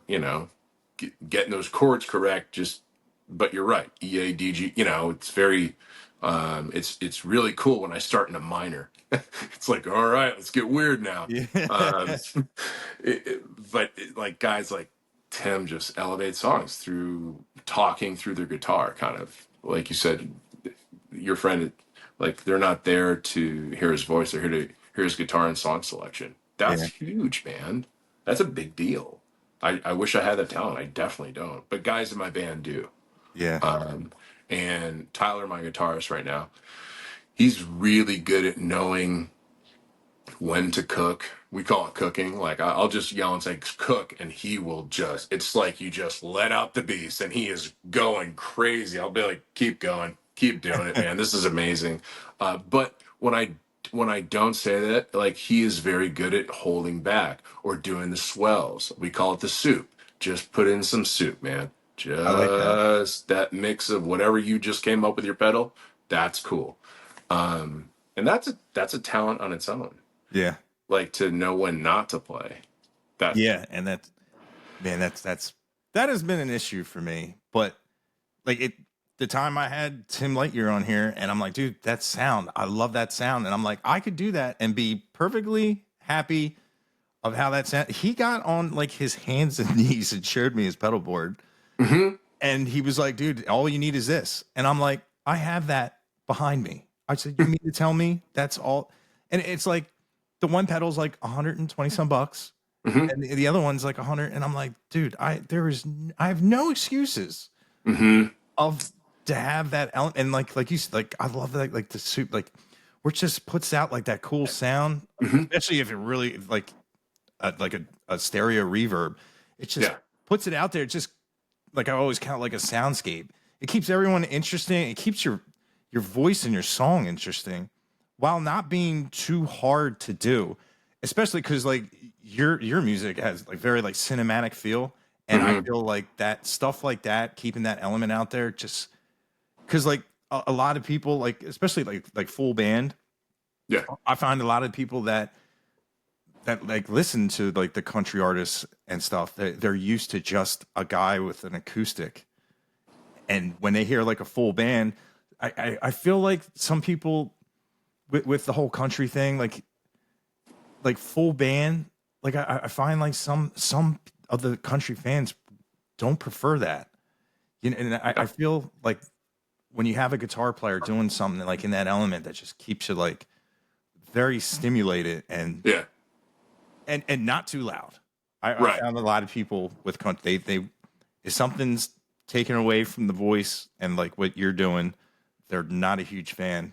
But yeah, Yeah. yeah, that's If you I think it's progressing. Like I'm gonna use Whiskey Mike. I just saw him, that's probably. yeah, But they're a good example of that storytelling, keeping that storytelling element, but also adding that rock feel and those guitar solos, which are less and less. Like you're not hearing as many guitar solos anymore. I'm like, that needs to be there. That is the entertainment aspect. That is that real. And it's, I get that you don't, I get not having a 2 minute guitar solo on your album, but have that 30-second guitar solo and then make it 5 minutes live. Like that's the kind of music I want to listen to, and that's the kind of music. So that's what I put out. That's what I try to put out. yeah, But like Cedar Creek on my album, that's a lot of soup, the guitar. Like, but then there's like the picking and the solos that make that song. The soup makes the song. So that's, I just find what you can do with an electric guitar super interesting, and you can get really carried away with your pedal board. And yeah, Tim doesn't. He now sometimes it doesn't work. The next time you talk to him, ask him about that. Like he's got, I bring like extra little things. He's like, oh, thank you, because it's like, dude. But once he gets it working, man, it's like magic what he does, yeah, and what he can, I can't do it. I can't even try to replicate it. You can. Not, that's just not my thing. But I love it. I love having Tim's obviously not in my band. He's got his own thing, but we do, like we did the song swap stuff. He would just add to it, and it's just like, oh my god, that's amazing. It just it makes the song so much better. And I do think fans are coming around to that sound more in the Yeah. country aspect. Just like, all right, that's cool. It does. The band doesn't just need to accompany the acoustic guitar and the storytelling. It is Yeah. a, I want, and I think it is the case more and more with, it is a full, it's a complete sound where the keys might take, the keys might be a lead on this. It's not always the GC acoustic guitar. And there's nothing wrong with that. I love that stuff, but that to me, that gets so boring for me. And just, putting, the piano in there or leading off with the electric, like things like that is that's what really makes that's what I think country's evolving into right now.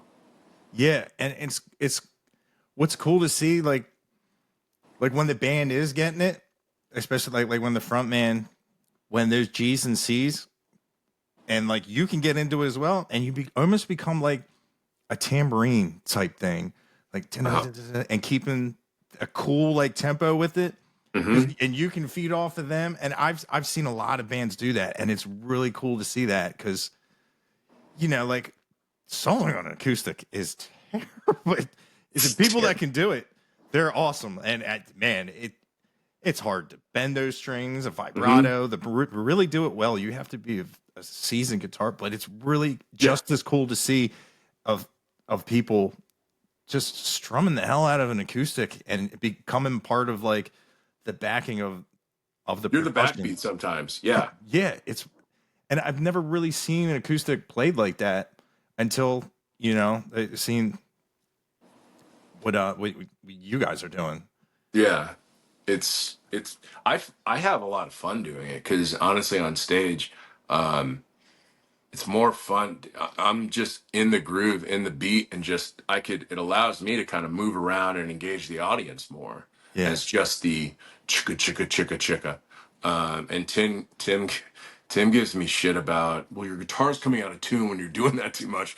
Use a lighter pick. I'm like, okay, I'll use a lighter pick. All right, but I'm not. I can't just, I'm not recording this, right? This is, you gotta keep that chukka chukka, and doing it right. But I love it. That's I dig it. And going back to Shane Smith, he does it so well, man. yeah, He is faithful to that acoustic. He doesn't switch over to electric. He stays in his lane, and he does it. He just does it so well. yeah, And his songs aren't overly complicated. They're just the right amount of complicated to me. That's that's kind of my vibe, where yeah, I can appreciate like, key changes and all. I'm like, that's insane, but it's not like, that's not my style. It's not my thing. yeah. It's funny. It's him yelling you for having a heavier pick, which thin picks on acoustic, that slap, it drives me insane. I don't know Yeah, if it is that clack, that it's an yeah. extra noise. And if you use a heavier pick, it's so much cleaner, precise. There's Hmm. no, oh, Yeah, I completely agree. And I told him, I'm like, well, he's like getting out of tune. I'm like, okay, then turn me down in the mix, man, because people don't really hear that. It's like, I I don't want that. That it's like you're taking a I piece of hate, paper. yeah. Yeah, Like it, the baseball card in your spokes. yeah, exactly. It's, That is the right description. and it's That's that, it. it's unwanted sound. And Yeah. I hear beautiful, and I hear it, and I'm like, I can hear the pick smacking the next string when it's not supposed to. And it drives me Mhm. bonkers. And yeah, you're right. It's the baseball card and the spoke. It just Yeah, grows. It's not my thing, man. It might be someone else's thing, but it's not meant to be heard, right? I It's not know. meant to be part of Finally, this. It is not meant to be part of that song. somebody on Um, my side. Because yeah, people are like, how do you play with those thick picks on the acoustic? I'm like, oh, how do you not? yeah, Like, yeah. I'm not doing the, like a bass pick kind of thing, but yeah, it's pretty sturdy. Um, yeah, I totally agree with you. yeah. It's It's so I much. feel I feel gross when if I forget a pick, so I'm like, oh, it's one of those. Yeah, It's just like the thinnest Dunlop that you can ever. It's like, Yeah. gee, you just break it like, you know. Oh And you God, look it at sounds. you, you look at your headstock. It says Harmony. You're like, no, this is a Gibson. What? And all of a sudden, the action is 6 minutes. Yep. Yeah. Clack, clack, clack, clack, clack, clack. Clack. Yeah, man, I feel you. I totally agree with you. I'm Yeah, glad that you said that. And that's a good analogy too. I'll tell Tim that next time. yeah. And it's so much easier to play Yeah. because Yeah. you don't know that if you're holding it this up, you're holding it there, it's going to have different tension. And it's just, man, And I want to feel the strings when I rake them, you know, like yeah, I don't want to just go through the motion and like, I hope this is, you know, I want to feel yeah. I want to what feel I'm like hitting. I'm hurting the guitar. Yeah. Like I want Yeah, to man. dig into it.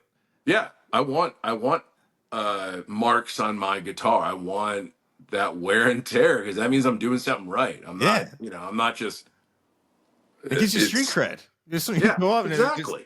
there's no finish on this guy rocks. Yeah, man. I brought a new I had a new J200 and I was really proud of it. I brought it to a show and this incredible artist out of New Braunfels, his name's Dallas Burrow.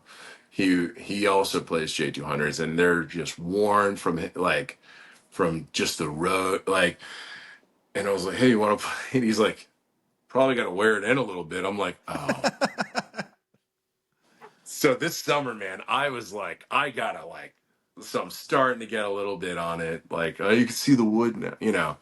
But he was like, you probably want to. I'm like, oh God, I feel gross. But Would you just get this today? yeah, exactly. Did you get back from guitar set? I'm like, no, it's not how it happened. It Yeah. is used, I swear. Yeah, it is cool. Like, but I'm also on the I don't want a like the Murphy Lab and stuff like that. I think it looks awesome, but it's not real. Like it's kind of a little dress up. Now that being said, I do have a guitar like that. I'm not going to lie to you, because getting that wear takes a long time. Yeah. But most of my number one and my number two, I play them all the time, so I'm getting that natural wear. That's the street cred. Yeah. But yeah, like before I forget the shows you wanted to promote. Oh yeah. So this Friday I'm opening for an artist. His name's Will Dempsey. I'm playing at Sundown in Granada at in Dallas. Everything's on my Insta and my link tree, Evan Boyer Music. And on the 22nd, it's crazy. I live in Dallas. I rarely play in Fort Worth, and I don't know why. But on the 22nd, I'm doing a show with David Tribble at Magnolia Motor Lounge. Okay. So if you're in the area, everything's on my Insta link tree. Everything's connected now. So yeah, tickets are available on all those. Nice. Yeah, I just saw David at the White Elephant in He's Fort Worth. awesome. He's Yeah. great. I saw him and I was like, "Yep, you are tall." Because in every Yeah. picture, I was like, "Man, he's either really tall or everybody he hangs out is short." But you Yeah, never. he's mad. He's just a big man. He's like Yeah. a tree. Yeah. Um, I called him Groot once. He didn't like that. That's funny. All right, Groot, you're on. What? Like, okay, sorry, overstepped. Write a song about it. Yeah. This is how Evan hurt me. He's Call sitting me right over Groot. here. Like it's a compliment. Come on, Yeah. you're good, huge. Yeah, he's got the Oh, hands that you can just. He just kind of holds it like this, and he's hitting a G somehow. I'm like, man, yeah, he's awesome. He's great. So yeah. Yeah, he is. That's like why like guys like that play longer scale guitars, because if not, it would look like they're playing like ukuleles. dude, I am all about the 25 and a half inch scale because I feel weird. I like the J45s, but I'm 6'3" and I'm not like thin. I I need that like full. range of, I'm that way. So now it feels weird when I do the 24.75 scale. So it limits my guitar options, but Yeah. it is what it is. It's crazy how it does make a difference. It's Yeah. Oh, it totally does. yeah. And my friend, I think we're wrapping up, but he has a Gibson Birdland, which is like a 23-inch scale. It, but it's definitely it's made for jazz and soloing. It's a cool guitar, but it's like really short. Like there's like mariachi. Yeah, it's and you would if you saw it in a picture, you'd be like, huh. You wouldn't really know, and then you hold it, you're like, oh, that's it. But it's a cool guitar. Yeah. So Yeah, dude. I I'm just not a fan of acoustic. I get it. I'm We're just boring. You're pretty limited. Now I do have a board and I do have some effects and I do because it does get very boring. yeah. It can unless you sometime if I'm doing an acoustic show I'll loop and just do some cool sounds. It's I'm pretty limited, but it that's why I have a band. Yeah. Right? I know my place. I know my place. I know where an acoustic should be, where it shouldn't be. It shouldn't be soloing. Like you said, how many people like when you said like acoustic soloing, I'm like, I can only think of like when Dave Matthews did the Dave and Tim thing and Tim Reynolds just he he could solo on an acoustic. That was cool. Yeah. But yeah, you're right. Can't. Yeah. What really, like when you see somebody play something, you're like, well, I quit. Was seeing Stevie Ray Vaughan soloing on that 12 string, which is even double. There's like 500, 600 pounds of tension on a 12 string, and he is playing it like it's a Stratocaster.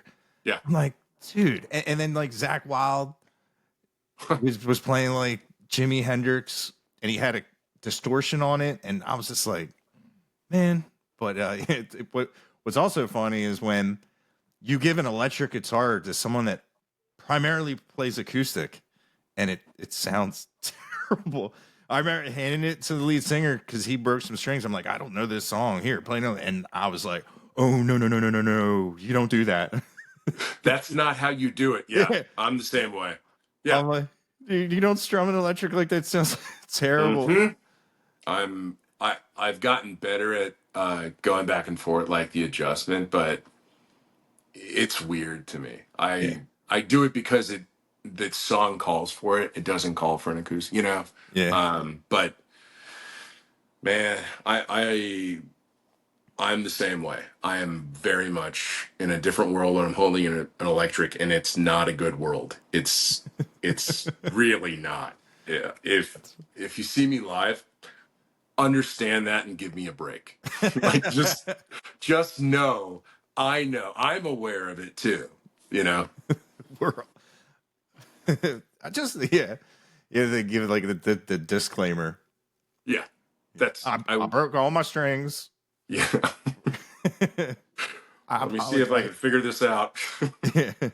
We're learning together. We're Yeah. yeah. I don't Yeah. know where that feedback's come from. What does this thing do? Yeah, Click, click. it is. It Yeah, is funny. It's I amazing know. just how just they're hugely different. And And they can really complement each other really well if you got two guys really knowing what they're doing. absolutely. It and it like you said, well, I'm all about you got to know your lane, you got to stay in your lane, right? And going back to country music, that it is. I think it's really evolving into equally electric with some distortion, like some more rock, like in a good way, not like the pop part of it, like not that, Yeah. but more like Whiskey Myers and Shane Smith and the shredding a little bit, like Yeah. that's awesome. So Yeah, dude. I love it. It's Yeah. crazy. You know, it's Yeah. long road to get there, but Come to and, Texas, man. You got to move. You yeah, got to add to it. dude, I've added so many people on Facebook, and they're always like, "Hey, man, we're looking for a guitar player," and I'm just sitting up here like, God, because my one buddy, he man, I turned down a really big gig, and but another one came up. He runs an entertainment company in Nashville, and they're like co-owned with a record label. And he's always needs somebody, and that's kind of how it started. Because like they hand me the 8 hours before they hand me the set list, and I'm like, dude, I don't listen to country. And he's like, you're gonna be fine. You're a great guitar player. I'm like, okay. And I call up and I was like, hey man, who sings this song Troubadour? And he's like, what? And I was like, yeah. And he's like, George Strait. And I was like, okay. And he goes, tell me you know who George Strait is. I was like, nope, never heard of him. And I was like, who sings I Stopped Loving Her Today? And he's like, no. I'm like, dude, I told you I don't listen to any of this. And it's funny, I only knew a couple of songs, and I knew them because I did not like them. Like I appreciate like I don't know if You you can ever played, appreciate it and not like it's not in your rotation. yeah, like Copperhead Road. It's 2 chords. It's Yeah. getting through it is the hardest thing. But I did find playing it.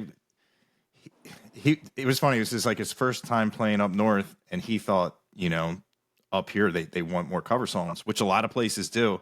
Yeah. And I loved playing Boot, Scoot, and Boogie. Yeah. Because I could do whatever I wanted. He goes, yeah, get down, blah, blah. When I look at you, just go to town. I was like, Yeah. I was playing the piano parts and everything. But it made him nervous when he pulled up, and I was sitting outside of this dance hall, like going through the set list. And he's like, hey man, how you doing? Blah, blah, blah. Sound good. And I was like, yeah. And I was like, this is the first time I heard these songs. So he's like, what? Like, you don't know George Strait is my guitar player, blah, blah. I'm like, Mm-hmm. I'll do the best. And I was like, listen, as much as I love Leonard Skinner, I ain't playing those solos the way they play them. I said, first off, they're duets, most of them. I said, Yeah. Simple Man's going to be a little different today. It'll be in the key, but he looked over, he's like, all right, I got that. And That's a good thing sometimes, man. That's a good, it's like your interpretation yeah. and not really having it ingrained in you that this is how it goes. Yeah. And who wants to hear a jukebox? That's No. why I love Jimi Hendrix. You can have 30 versions. Like he put out a ton of albums. I don't know if it was really him or like the record label was like, this is different. This is different. Every time he played something, it was always different. And I really like that because like you can be like, you could have your favorites and then go like, no, I really like this one now. And I get it. Like, don't just, disrespect it, but you can keep it Right. and keep it familiar and do something different.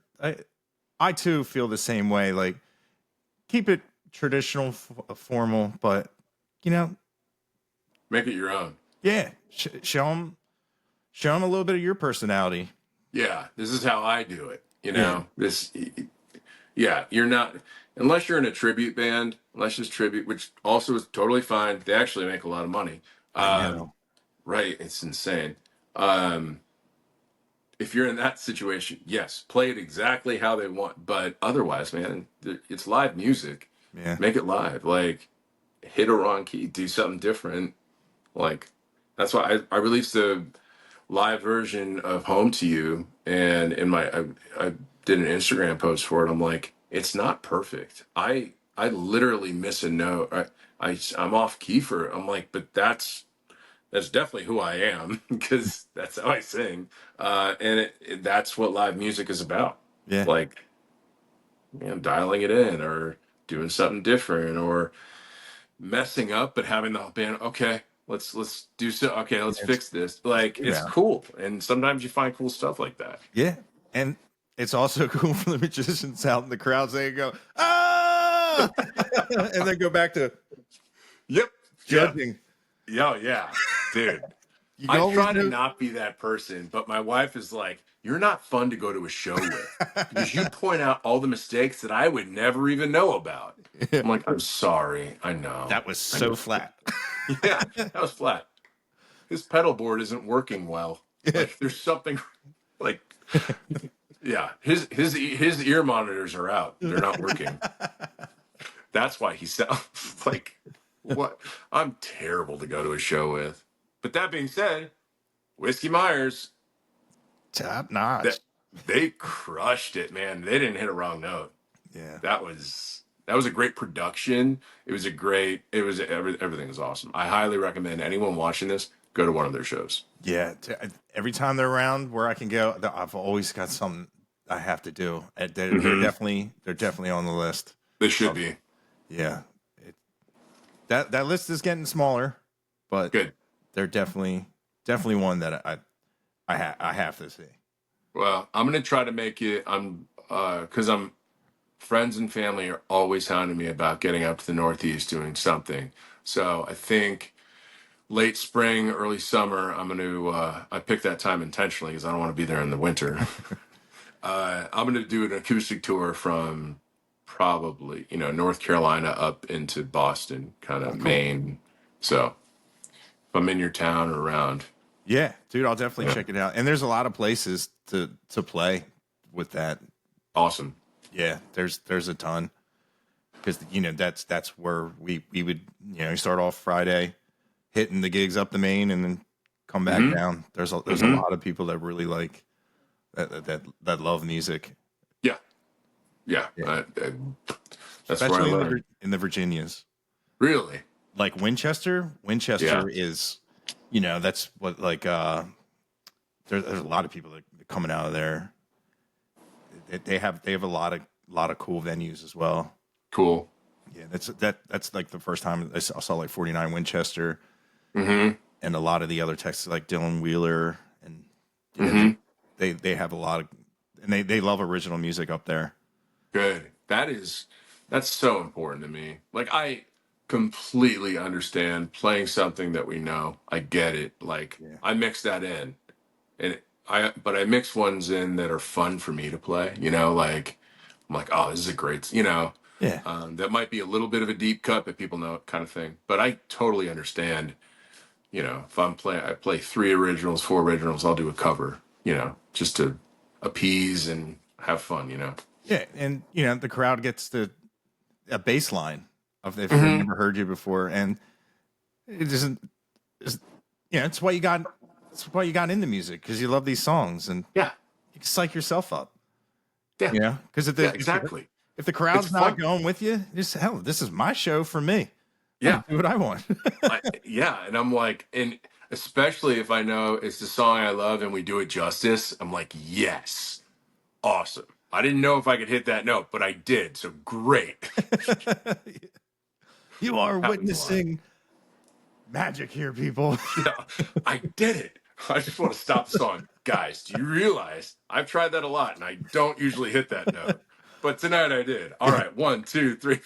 Evan, that's not the talk back. That's the main. That's the main mic. They heard everything.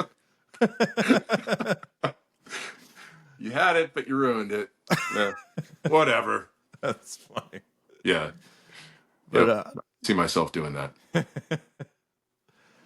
oh, Cool. the talk back. Yeah. But yeah, man, it was great talking to you. Yeah, dude, same. This has been a lot of fun. Yeah, Super fun. yeah. So, I had a lot of fun as well, and I hope people listen to that song because like it's a great song.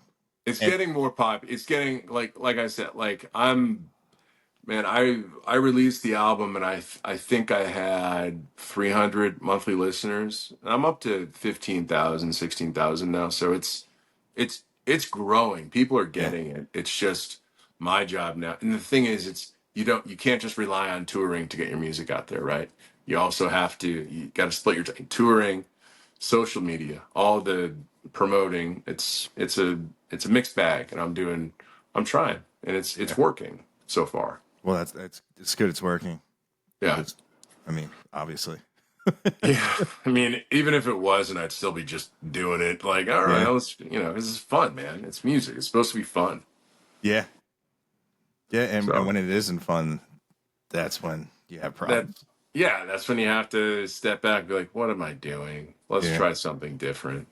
Um, but I haven't gotten to that point, so that's good. Yeah. Yeah.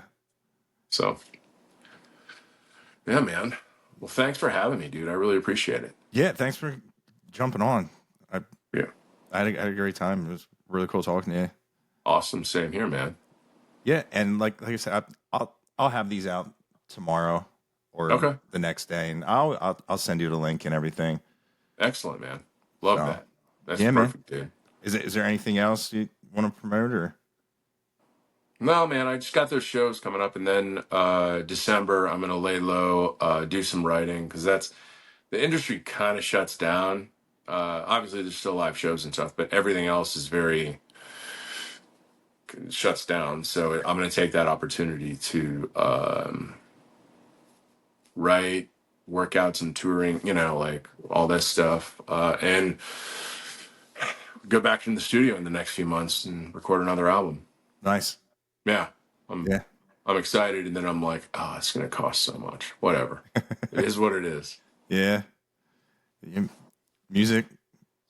It takes some money. It Or does. Yeah, it's it's like I've heard some of the really good music that I have heard.